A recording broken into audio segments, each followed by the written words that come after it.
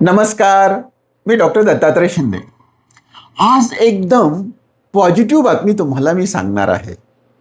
मागच्या आठवड्यामध्ये मी सोशल मीडियावरती एक बातमी ऐकली. एक पती पत्नी असतात, ते 5 वर्षापासून एकमेकांच्या विरोधामध्ये घटस्फोटासाठी प्रयत्न करत होते. म्हणजे त्यांनी एकमेकांना कायदेशीर नोटीस दिलेली होती.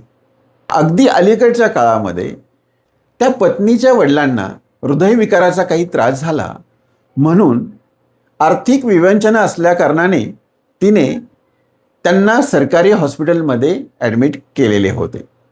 ही बातमी जेव्हा तिच्या पतीला कळाली, तेव्हा माणुसकीच्या नात्याने आणि अशा संकटाच्या वेळी तो धावून आला.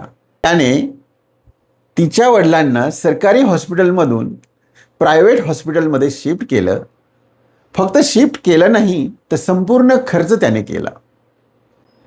हे पाहून तिचं मन भरून आलं.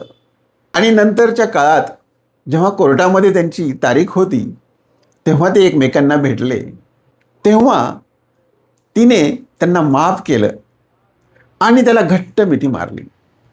त्या पती पत्नीची ही घट्ट मिठी ही खूप काही सांगून जाते. जर जीवनामध्ये योग्य वेळी आपण क्षमा केली, तर पुढच्या अनेक गोष्टी टाळल्या जातात. असं म्हणतात, क्षमा वीरस्य भूषणम. क्षमा करणं हे वीरांचं भूषण आहे. आणि आपल्याकडे शक्ती असताना देखील क्षमा मागणं हे सुद्धा खूप मोठेपणाचं लक्षण आहे. तेव्हा या गोष्टीतून आपण एक बोध घेतला पाहिजे.